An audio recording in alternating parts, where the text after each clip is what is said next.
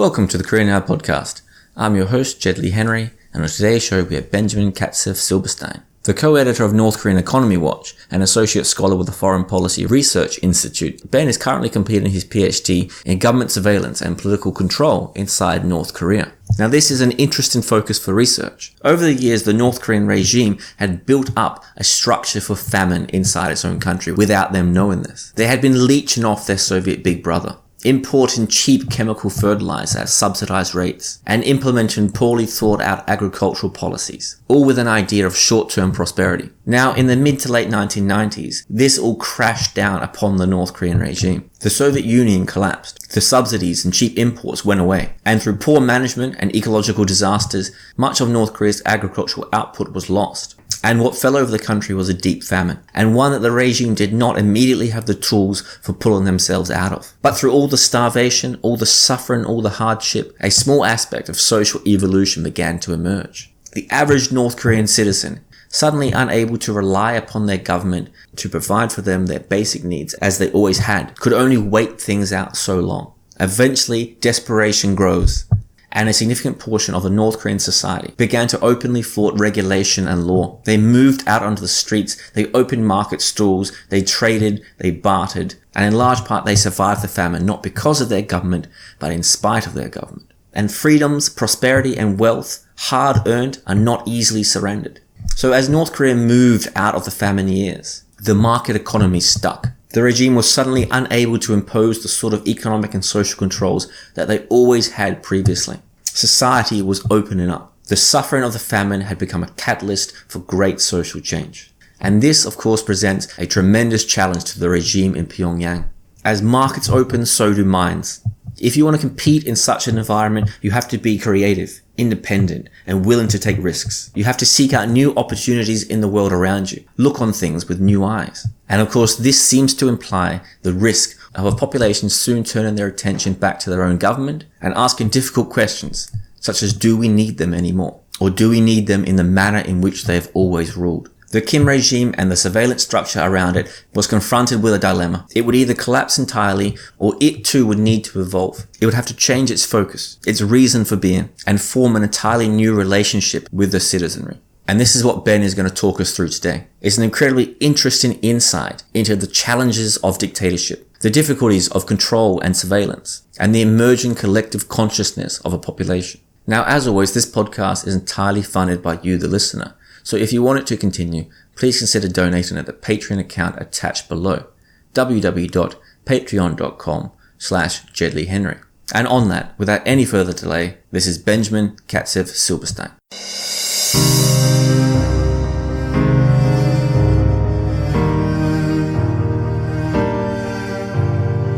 Benjamin Katzeff Silberstein, welcome to the Career Now podcast. Thank you very much. So, it's important, I suppose, for this discussion to lay a very early flag post here. And that, of course, because we're going to be speaking about authoritarianism, control, surveillance, the economy, is going to be the North Korean famine of the late 1990s. So talk us through that moment and what it did for North Korean society and how the economy changed at that period. So, what it did for North Korean society, I guess, most importantly to mention is a very large number of people died of starvation. And I know it's something very self-evident, but I like to mention it whenever talking about the famine, just because that very crucial fact can sometimes get lost when we talk about things like structural changes in the North Korean economy and so on and so forth. But I mean, I would say what the most important overarching thing that it did was that it told and it sort of showed to the leadership that the system as a whole, the way it had been looking since the 1950s and 60s, just wasn't sustainable. And so if we're talking about big overarching structures in the economic system, it started off a very long and somewhat painful process of changes in the very basic fundamentals of how the economy functions. And I mean, I would argue that these changes really they're nowhere near over yet. So much of what we see today in terms of changes in economic management, a lot of that really stems from the famine still. So it was a hugely important historical moment that sort of reverberated throughout North Korean history ever since. And I think that when we talk about it as sort of a watershed moment, I think it's important to remember that some of the root causes of the famine are still there even today in North Korea. So I think to understand what the famine really meant, we have to understand the way that the North Korean economy functions. And at its core, at its very beginnings, it was, and throughout decades, it was much more rigidly managed from the top than in most other communist countries. So, for example, today we talk a lot about markets in North Korea and sort of the flourishing market trade, but for decades and decades, markets were suppressed to a much higher extent in North Korea than they were in most other communist countries, and there was less space for sort of private economic initiative in North Korea than in most other communist states. And just going back to this past month, the Red Cross announced that it was supplying emergency funds to North Korea because of the warm weather in the country that would adversely impact the harvests. And obviously none of that happened in South Korea. There was no appeal for humanitarian aid for South Korea, who experienced basically the same weather conditions. And the reason that this keeps happening in North Korea really is that so many aspects of North Korea's basic economic models really haven't changed. So today, for example, farmers and collective farms are, for the most part, able to source inputs from domestic markets. So things like fertilizer and so on, other things that you need in order for your agriculture to work. They buy these items on the domestic market essentially, but they're not able to freely import things like this. They're not able to freely export whatever they produce. So, and at the core, still the state owns everything in North Korea, including farmland. And even though farmers are able to dispose of part of their harvest themselves, what they work with, the land and essentially all the tools as well, they're technically owned by the North Korean government. So there's still a pretty big deficit in terms of, in some ways at least, it's debatable, but the North Korean food supply system really doesn't function as a basic market system where supply and demand regulates everything that people do. So I guess my point with this sort of long-winded description of the farming economy is that while a lot of things have changed, a lot of things also haven't, and North Korea continues to experience problems because of that. So let's talk through that one thing you mentioned earlier, that thing that did change at this time. So as this famine was really gripping the North Korean society, people were still forced to go to their workplaces to a degree, but they weren't being paid. And to get around this sort of a workaround principle in, as you say, this incredibly strict economic environment, the market sprang up. Now, in some ways, this is a very interesting phenomenon in North Korea because market life is technically forbidden, and people are in many ways forced to be in their workplaces still. So it's almost like a way in which you control society. You keep people in their aligned jobs, and you keep the idea of free markets off the streets or away from society's imagination altogether. But this erupts at this time. So suddenly you have this sort of challenge towards the broader society, and despite the terrible suffering of the time, almost an economic liberation evolving too. Yeah, absolutely. And so markets have actually existed in North Korea for much longer than the common perception is. So there have been sort of farmers markets, even when the planned economy functioned, where farmers were able to sell sort of, I guess, surplus items and sort of certain items, but not the basic items like grains and rice and so on.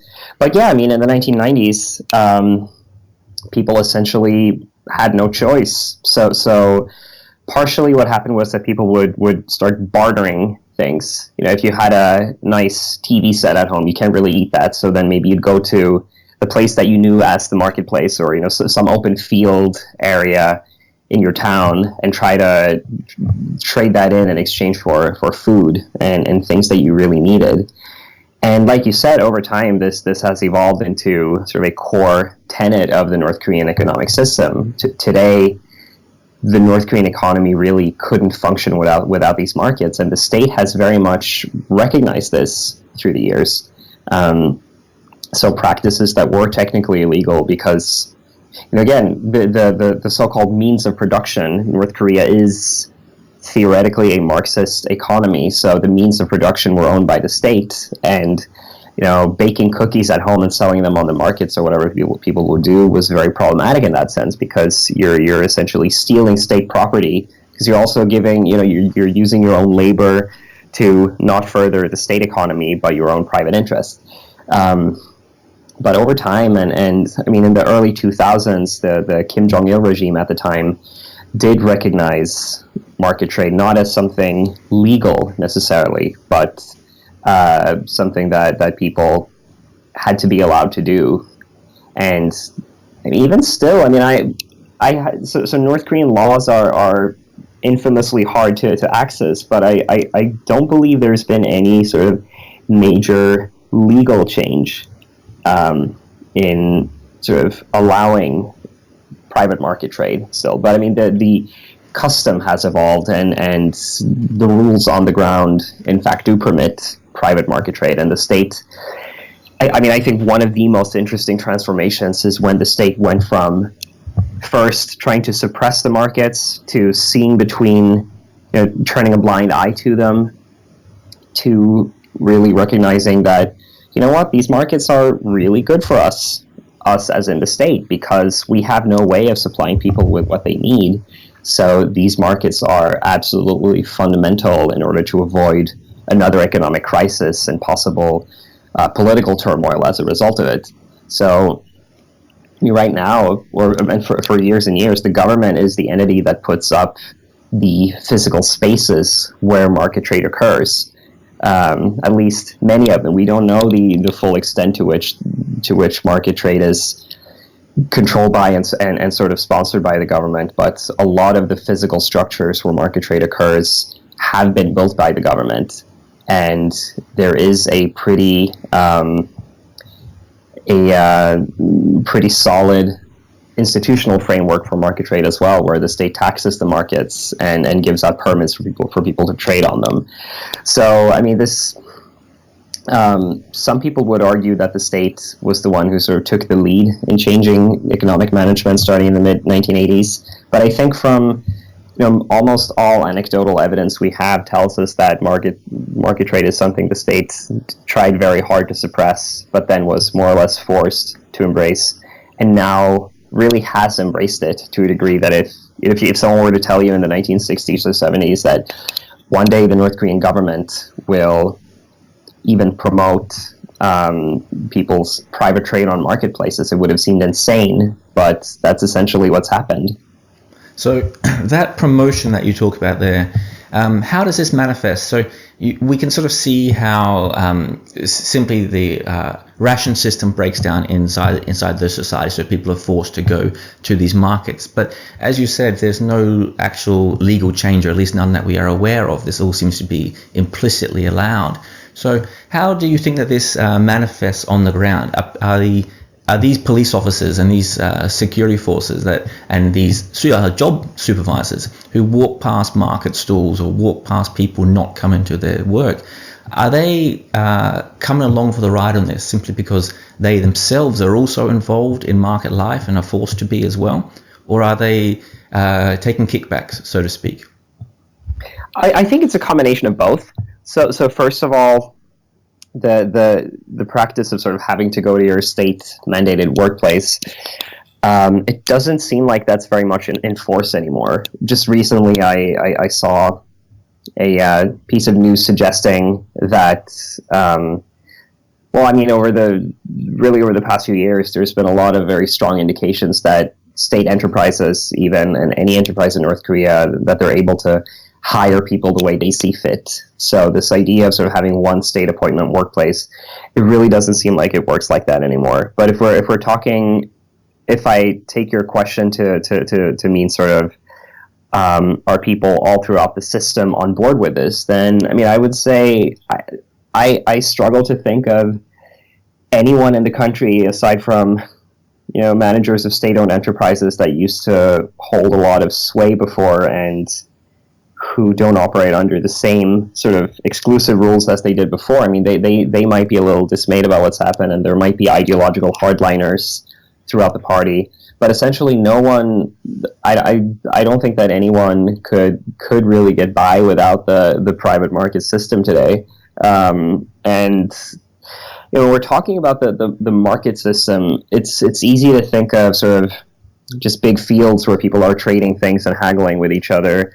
But really, there's so many, there's private shops all around the country, department stores, especially in Pyongyang, where I saw the other day someone who's visiting Pyongyang for the celebrations today, the anniversary of North Korea's founding.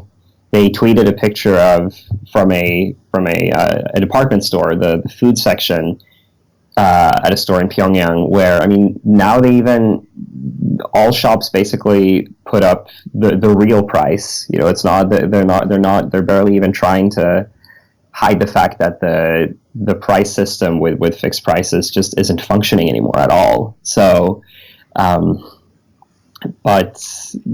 yeah, and I think with police officers and other people in charge of the control system who walk by markets, yes, they do receive kickbacks, and what their job is today is it's more about making sure that people who trade on the markets have the right permits and things like that. But I think that the lack of a sort of far-reaching, thorough, basic judicial reform to incorporate the markets into a more sort of legally solid framework, that creates a lot of room for people to ask for kickbacks. There's not a lot of transparency in any aspect of the North Korean judicial system, and the same is true for the markets. So it does make things quite tricky in some instances for people where, the local party cadre can suddenly decide that, we're going to have to ask for a voluntary donation, quote unquote, for some upcoming anniversary, and then I'm sure they skim a little bit off the top. So it is in kind of a weird legal gray zone still. So you mentioned there a few times this sort of the state, if not expressing that it's going to stepping back in a way. Now, this might seem to many listeners as a risk. So if you put yourself in the mind of a totalitarian government or of a dictator, which North Korea has, the idea that you step back and suddenly your citizenry no longer look for you for food, for your jobs, for even the idea that the government will provide everything that you need. Even though this seems like something that had to happen inside North Korea, it must come across, at least to the higher echelons of the regime, as a tremendous risk for them. So I think that was probably very much the case in the earliest days of marketization in the country. And, arguably it still is a risk long term. But I think if you are, let's say you're someone in these higher echelons of the Korean Workers' Party, and you have two choices that you have to weigh against one another. One is suppressing the private economic system, and in order to take back control. And this is essentially what the regime tried to do in 2009 when it redenominated the country's currency and essentially rendered useless whatever savings people had in North Korean won. This led to pretty serious upheaval inside the country, and people would publicly manifest their dismay with this reform by burning piles of cash. And I mean, that might have been sort of the last attempt of the regime to try to get rid of the markets, and maybe that's when sort of the last vestiges of resistance against private economic activity at all died out within the party. Well, let's talk through that 2009 moment then, okay. Maybe. That might be a good example here. So in 2009, the North Korean regime decides to revalue its currency. As the market spread, it's lost control on its fixed exchange rate. And in a sense, I mean, you can talk through the details here, but in a sense, it wiped out an awful lot of private savings and these, I suppose, illegal savings in the sense that they didn't have customary laws behind them. And as you mentioned there, and this is a fascinating thought for people that look into North Korea, there was a certain amount of social resistance and outrage and so people, for one of the few moments that at least that we're aware of in North Korean history, people were publicly showing their dissatisfaction with the people above them. Yeah, and so I mean, I think that with when we're talking about public resistance, it's important to distinguish between sort of anti-system public resistance, of which North Korea has, that we know of, very, very little or almost none. It's one thing to protest your everyday conditions, I think, and it's one thing to demand that the system change and that the leader resign. So it's not that type of protest we're talking about. But I think these moments are very important, and very important for us to evaluate and understand when we're trying to understand the way the North Korean dictatorship operates. Because, again, we haven't seen cases of thousands of people marching through the streets of Pyongyang or Hwaryong or smaller cities in the country demanding that the leadership just step out of power. But what we have seen and what we hear about pretty often is that when sort of local police officers or more large-scale government initiatives like the currency reform, when these things happen and harm people's everyday livelihoods, which very, very often involves trading on the market in one way or the other, that's when you really see people getting publicly angry at the regime, and also angry enough to manifest these things publicly. And so in that sense, the markets are a risk because they take away the initiative, in a sense, from the government. The government can do whatever it wants, but with the markets, there are consequences that it might not always be able to perceive or to handle.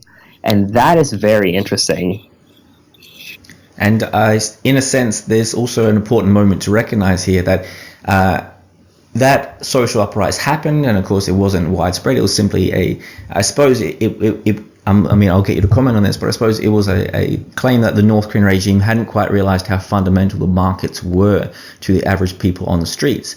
But I suppose one of the important moments in this is that this authoritarian government stepped back. They, instead of imposing their will over the people in this way that they had become accustomed to actually doing so, they recognized that they had made a tremendous mistake and quite quickly tried to re-augment the currency and increase people's wages to try and match this. So in a way, this was a slight breakdown in authoritarian control. Yeah, absolutely. And I think no authoritarian regime on earth has ever been fully sort of omnipotent. It hasn't ever had power to 100% because there is always a reaction from the population that you can't fully expect. But yeah, it was one of these rare moments where the state had to, as you said, simply step back and recognize that, wow, here we did something that people are so unhappy with that we have to backtrack on it. And these similar things have happened every now and then in North Korean history. It wasn't the first time or only time, but sort of in recent years, it really was one of the most widespread, intense moments of social protest. And I wonder if, it seems to me that this speaks to the extent to which the government for a very long time was so out of touch with the way that ordinary people lived. And I mean, still the top echelons of the North Korean Workers' Party probably know very little about what life is like in the more rugged northeastern parts of the country. But it was probably an important moment for them in recognizing that, we're not actually the only force in play. Ordinary people have a say by virtue of deciding on their own reaction to whatever we do. And we saw this very clearly very publicly in Kim Jong-il firing and executing the Minister of Finance at the time. And as these authoritarian dictators tend to do whenever people react badly to a decision, they try to deflect responsibility and claim that, oh, well, this wasn't me. I'm still perfect. I'm still your beloved fatherly leader. This is someone else's fault.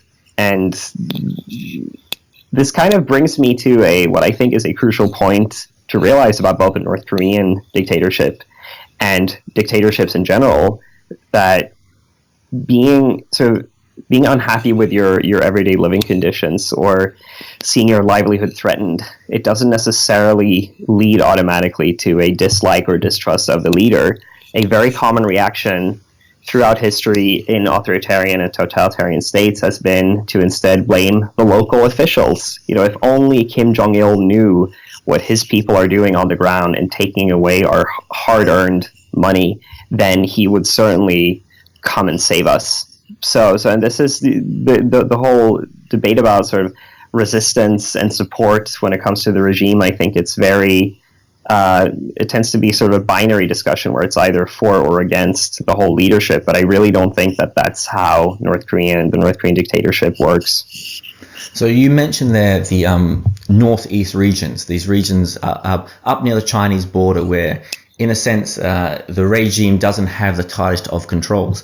And I'll get you to talk to this but it seems to me that during the famine and during these sort of times of hardship, it was these regions that were further away from Pyongyang, these regions that were last to get their rations and the first to be forgotten about, that embraced this market life. And this, I suppose, speaks to a challenge that North Korea now has, that the further away from that hub, which is Pyongyang, the less people are paying attention to the regime and the more that they are embracing this market life. And it's up there on those borders that you have these new, these new special economic zones, like in places like Rason and things like this. So what do you make of this sort of loss of control up near the border? And of course, as you get up to the border, it also means that you can bribe officials and jump across borders and do international trade, even on a very small scale.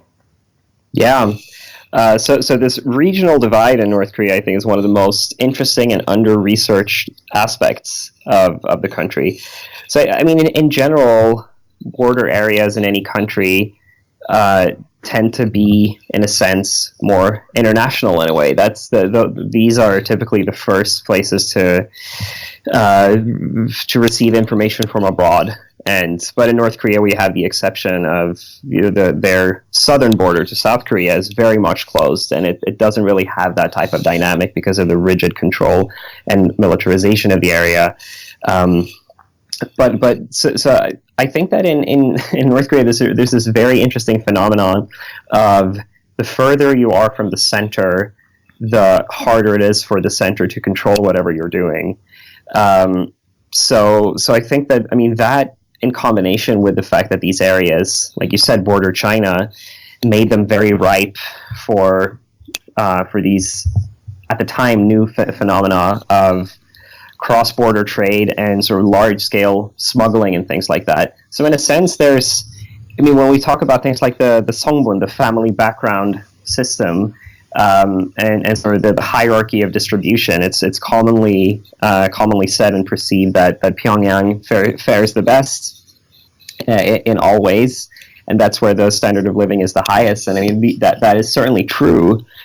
but at the same time, it's also where the demands placed on the shoulders of citizens are the highest. If you live in Pyongyang, there are certain expectations placed on you that you're sort of within the national social elite in a sense, and the state has given you the great honor and privilege of living in the capital of the revolution. Then you better freaking behave and do as you're told. And so for decades, it used to be the case that if you're a citizen of Pyongyang and you do something wrong, you can get sent out to the provinces, which was sort of a nightmarish type of punishment.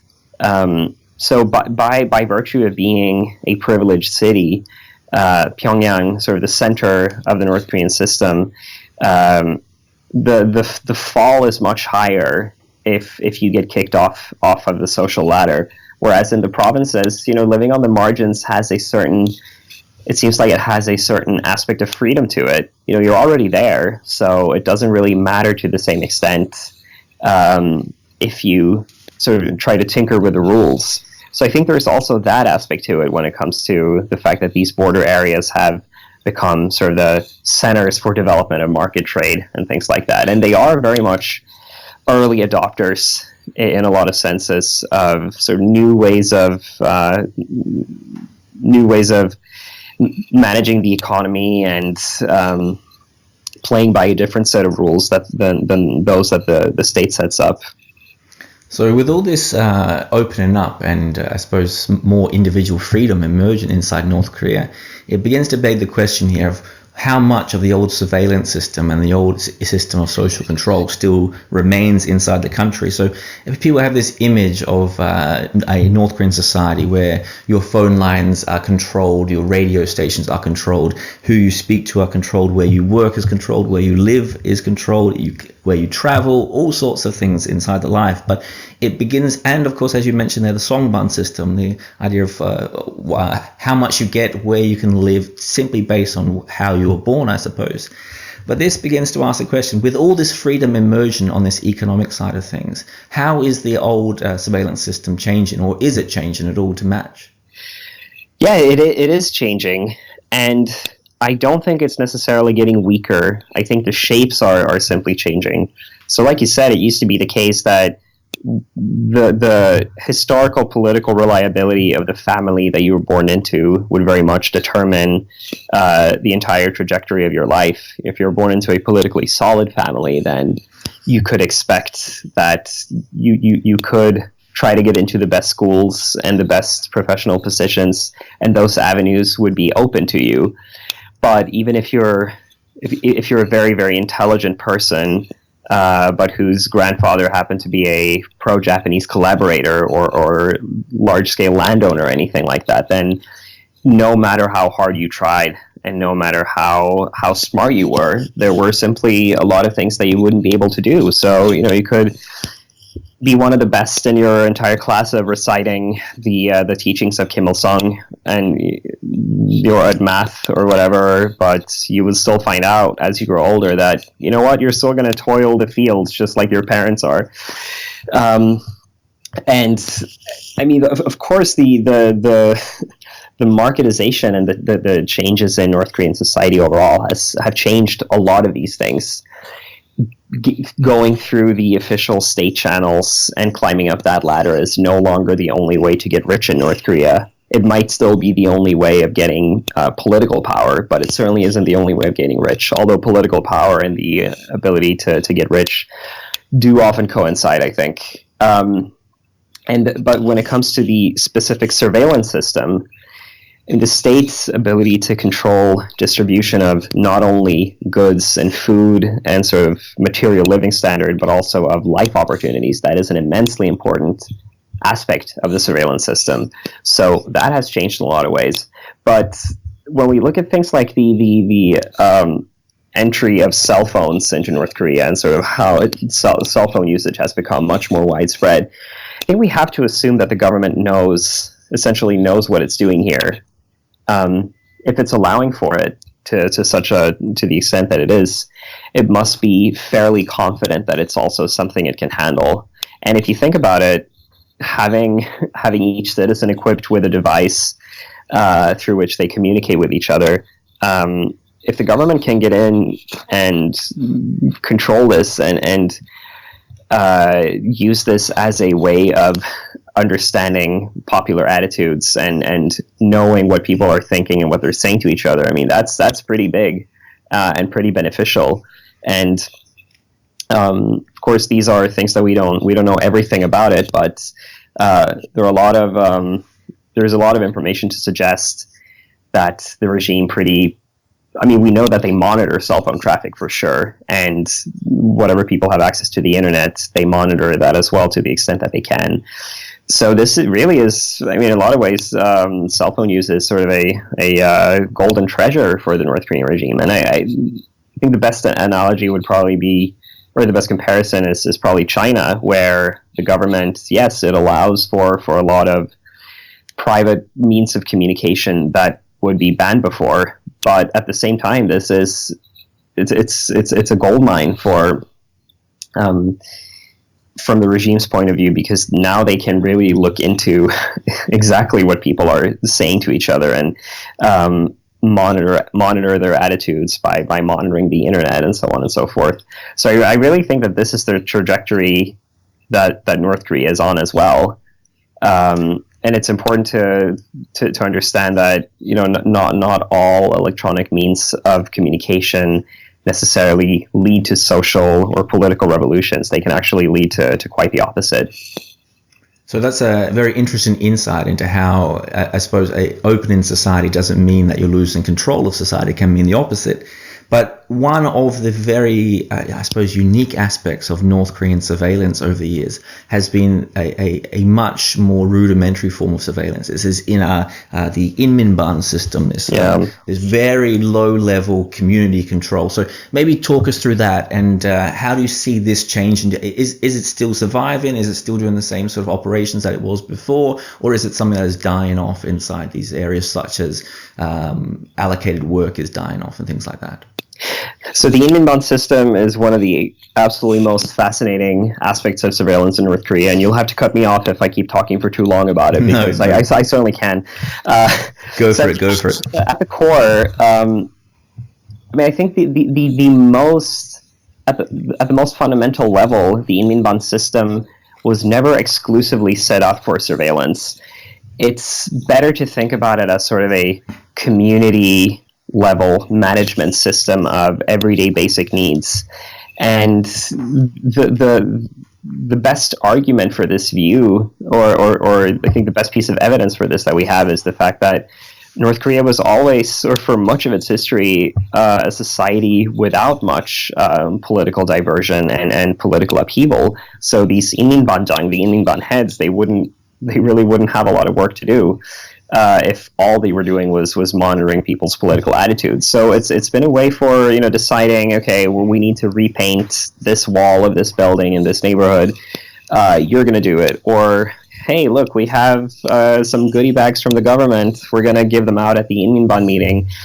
But I mean, also it's been a crucial channel for delivering news in North Korea. Yeah, I mean, yes, you would have local party cell leaders at workplaces reading out the latest dispatch from Nodong Shinmun, but this is also something that people would do in the Inmanban, because that's really the only place where you can reach the entirety of the population at the same time, since, I mean, no one is exempt. And to the extent that women haven't worked or had workplaces, which for parts of North Korean history has been the case, then the Inmanban really is the only place to reach them with crucial information from the government point of view, and things like that, and handing out orders for, okay, we have a 100-day battle for increased production in honor of the X anniversary of the great leader's birth.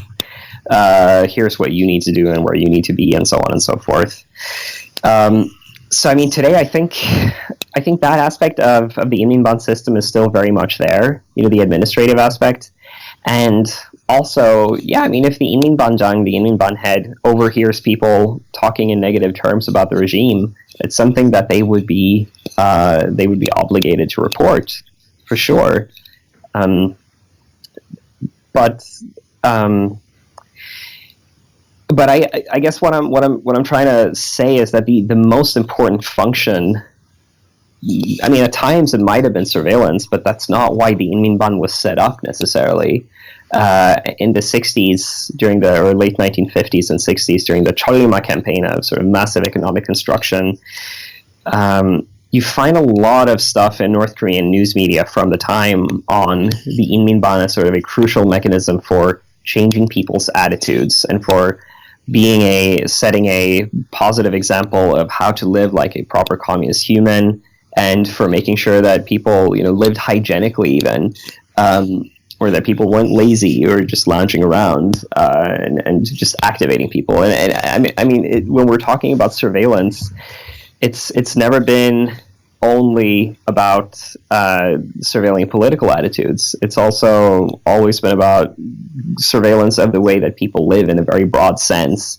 And that is still, today with the changing conditions in the North Korean economy and the way the system operates, that aspect might not be as pervasive as just the pure management aspect of the Inmanban system. But I mean, yeah, from what we can tell, it's still very much in force. And as the government's rules for people having to be at their workplace and filling their quotas of work and things like that, because the government doesn't enforce it as much anymore, it's also not something that the Inmanban is tasked with to the same extent. But it's still very important, and it's still very much in function. And if the local Inmanban head were to see someone watching South Korean dramas late at night, which they probably wouldn't, because people tend to draw the curtains and do it in secrecy. But yeah, if they see things like that, they have to report it, and I'm quite sure that they do. And it's an important part of the system. Can I just mention one more thing? Of course. So. I think when we talk about things like the Inmanban system in North Korea, I think it's important to recognize that not to downplay the aspect of sheer political repression, but at the same time to recognize that there are administrative systems like this in many parts of the world. Not, in non-authoritarian states, they don't enforce things like political attitudes and keeping foreign dramas out. But just last night, I arrived in Seoul a few days ago, and I don't have a functioning cell phone yet. So I was walking around looking for this person's house, and then I asked the lady on the block, "Do you know where this person lives?" And she said, "No, I don't know, but our panjang, uri panjang, like our sort of our block leader of this neighborhood lives over there. You should knock on his door and ask him."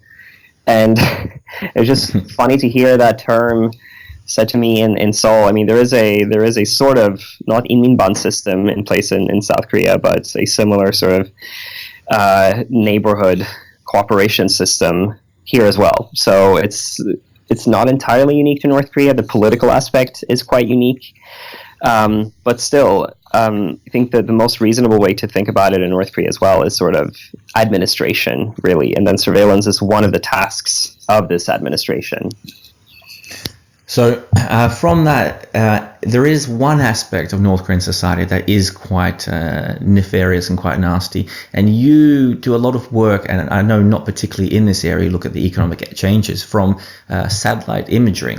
And one of the things that we can see from satellite imagery is these gulags across the country and these prison systems. Now, it may strike people listening that if there is this loosening of certain laws, of course, as you mentioned, that you still can't sit there and listen to foreign radio stations or watch South Korean dramas. But there is some loosening going up there, even if it's just implicit. Now, this might imply that there are less people being summarily arrested and sent off to these labor camps. Now, this may impact society in a number of ways, but one of them, if this is true, this is a loss of free labor for the economy as well, because these people, of course, work themselves to death in most cases.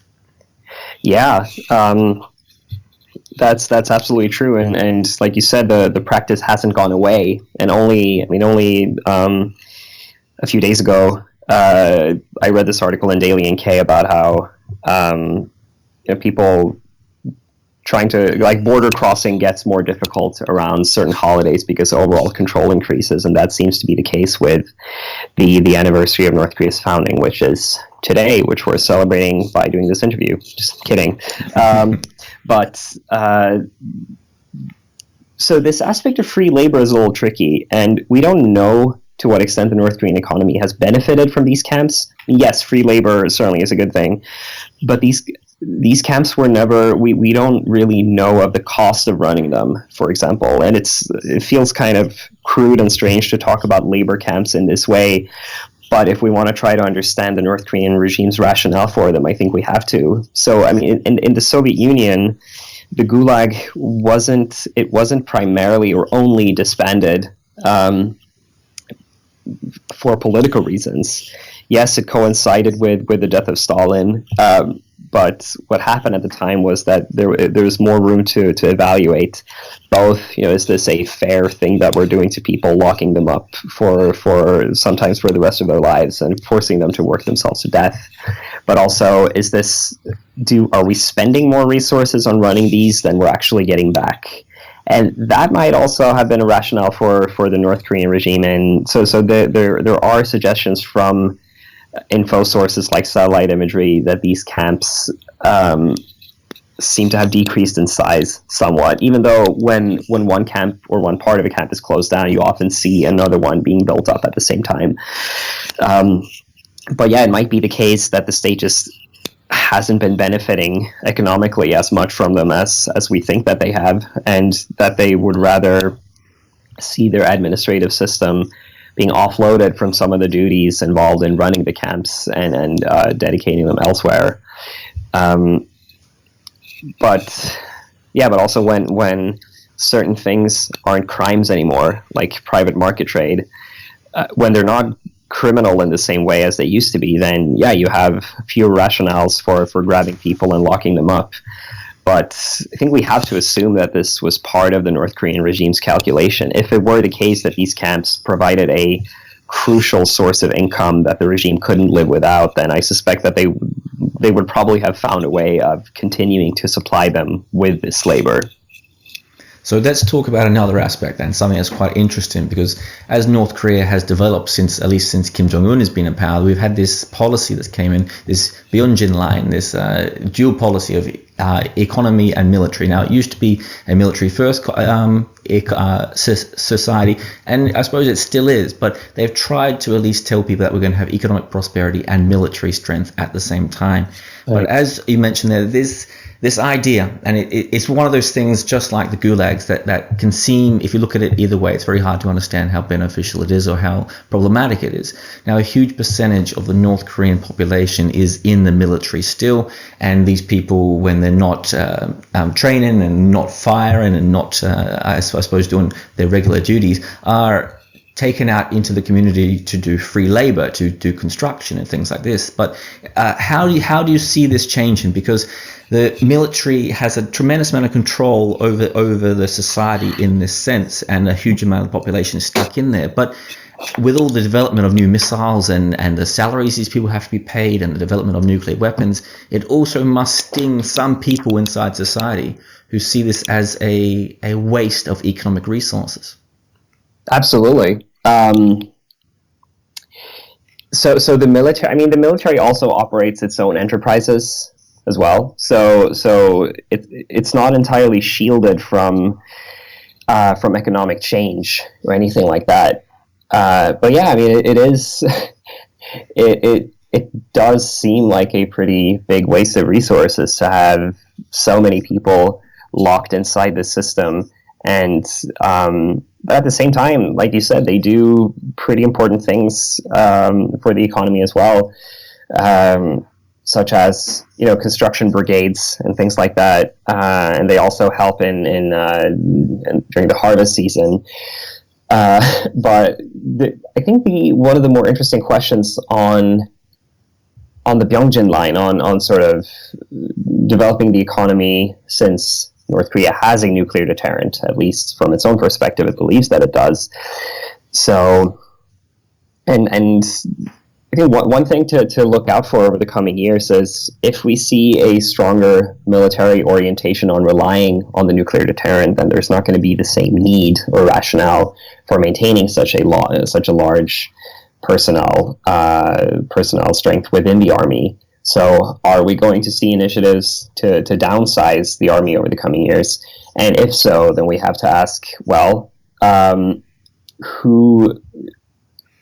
Aren't there a lot of people in the military itself who would be pretty upset about this? You know, commanders and people high up within the army, to see them losing part of their own personnel force and part of their own economic power and political power as well. So, but if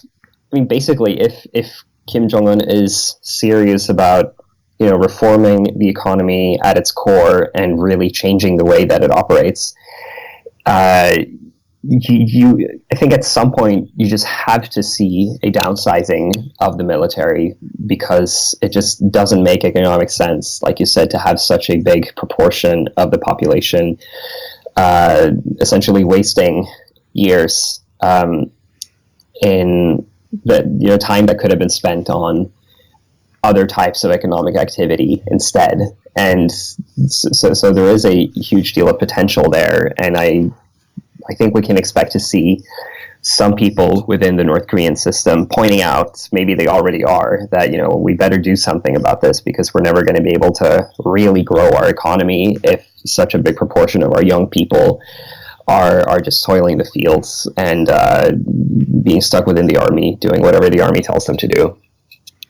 So as we begin to finish this off, I'm going to focus in on some questions about, I suppose, the future of the regime and I guess the risk that they are running in this reform process, this sort of challenge they have between opening and controlling. And I suppose one of the first ones to ask about here has to be the idea of inequality growing. So if this new money is coming into North Korean society and it's coming in through the free market, there must be people inside certain parts of the country who are living this close enough to the stock standard life that they've always lived, and they must see around them people living an increasingly middle class life with luxury goods. I mean, and this must begin to nag and irk at people the same way it does in Western countries and outside of North Korea. But it might cause a greater challenge towards a regime that talks about the importance of equality and how we are all one in this great fight against the rest of the world.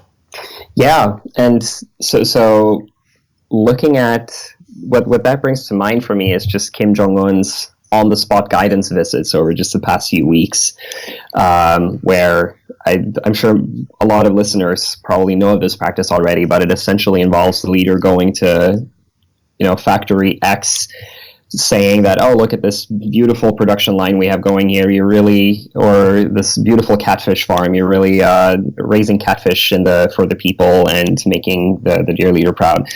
Or maybe dispersing some instructions about, you should probably take better care of the dormitories at this farm because the working masses need a high quality of life while they work for the revolution. So over the past few weeks, Kim Jong-un has visited quite a few sites in the Northeast, factories and farms and places like that. And one thing is just the content of what he's been saying at these places. We could talk about that as well. But I mean, the fact that he doesn't just go around Pyongyang looking at things. He actually heads out into the provinces, into the traditionally less fortunate parts of North Korea. And I think this is partially one way of showing that, yes, we see you as well. We're not just focusing on the capital of the revolution, on Pyongyang. We are a government that takes care of the entire country. But it's very questionable how well this propaganda functions, because, like you said, it's not in places like Onsong or like small mountain villages that you're seeing fast food chains popping up as you see in Pyongyang.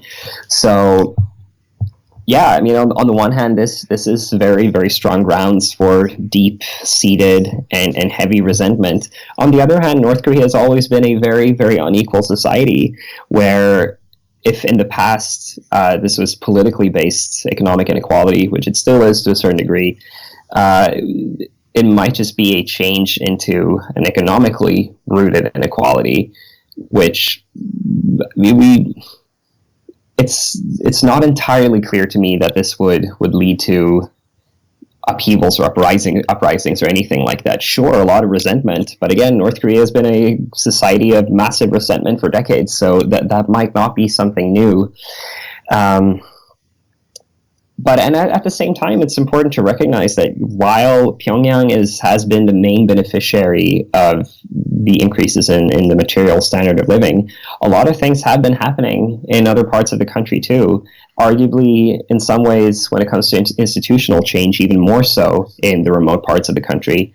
And there's this, I know this photographer who's based in Seoul and sort of goes between Seoul and Yenji in China, right on the North Korean border, and he's been just for years. He's just been lying in the woods, protected by the trees, right on the border, with his huge camera objective, taking very close-up pictures of whatever's happening on the other side of the border inside North Korea.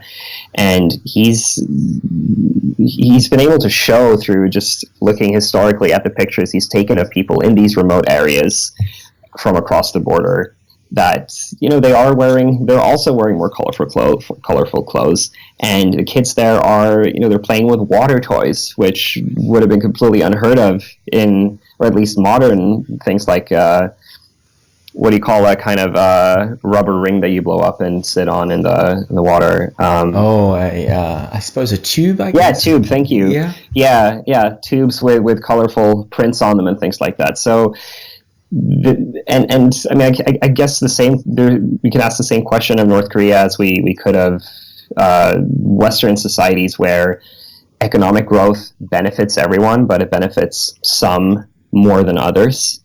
And a lot of people tend to be okay with that. As long as they see things improving for themselves as well, then things might be quite all right. I think that the big question is when we see these gaps getting too wide to ignore, because there are still many parts of North Korea where poverty is, extremely dire, much more so than in other parts of the country, and mountain villages where you still live essentially the same way as you did in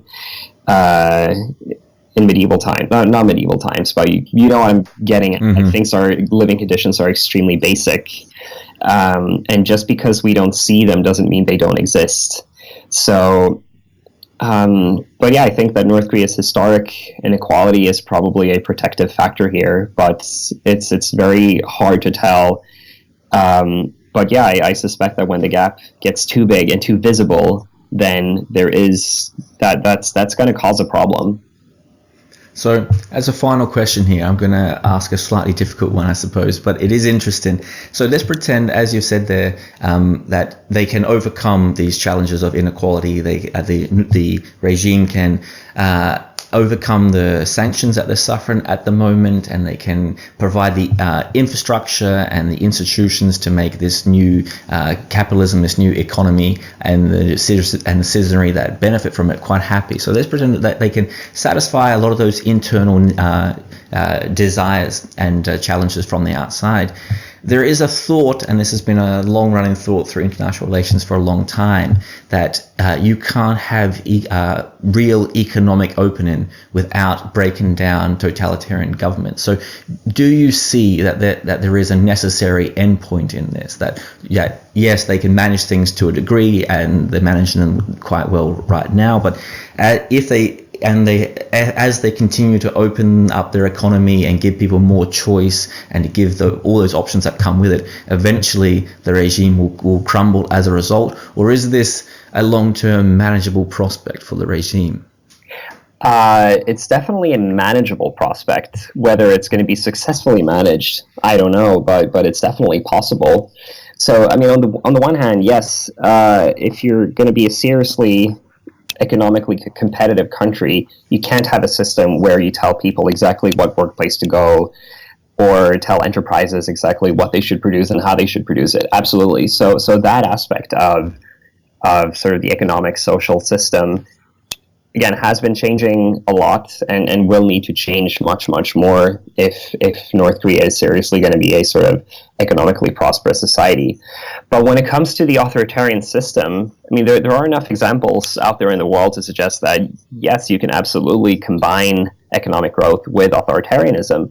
You might not be the leading in a country that leads in innovation and things like that, but yeah, you can still have economic prosperity even while making sure that the expressions of people's political attitudes, if they go counter to the regime's political beliefs, that they're kept in check very much. I mean, I think even when, if living standards improve, that is probably the most important factor for social stability as well. And of course, there is the possibility that a great number of people who become economically prosperous are also going to demand a say in politics.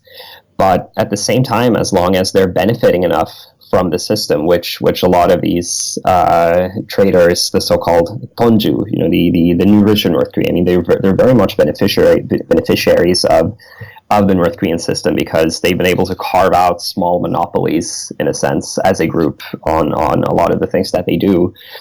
And the vast majority of them might be perfectly content with having limited social freedom, in the sense that they might be, they're probably going to want to watch whatever they want on their DVD players. But it's not necessarily certain that they're going to demand a say in politics as well. And when there's the term the end of history, a sort of liberal market capitalism, being the natural end to the evolution of political rule. And as much as many of us might want that to be the case, I don't think it naturally has to be. If we look at countries like Singapore, for example, they've been able to combine stern authoritarianism with massive economic growth, and it's also true for China to some extent. So North Korea might not necessarily follow a quote-unquote model that we're even aware of. It might be its own thing in a way. So it's a very interesting process to follow, and I feel very fortunate to be alive right now and getting to work on this, because it is extremely interesting. Well, that's a great place to actually end this on, so I might leave it there. It's been absolutely fascinating. I really enjoyed it. So, Benjamin Katzeff Silberstein, thanks for coming on the Career Now podcast. Thank you for having me.